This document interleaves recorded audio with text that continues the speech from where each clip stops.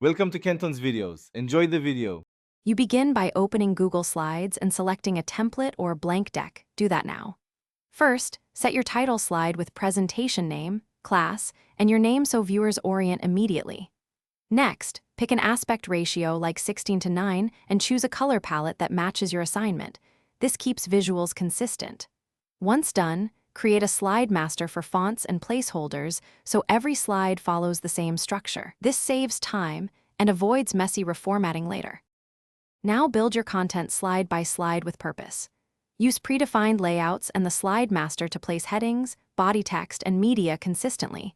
This maintains readability. Insert images, charts, and short embedded videos to support your points, and compress large images to keep file size manageable. Add concise speaker notes for each slide so you know what to say. These help you rehearse. Once content is laid out, preview animations and transitions. Use them sparingly so they enhance rather than distract. Finish strong by rehearsing in present mode and timing each slide. This reveals pacing issues. Export a backup copy as PPTX and PDF, then set sharing permissions, viewer, commenter, or editor, before sending links to classmates or instructors. Make sure embedded videos are set to play and that fonts render correctly.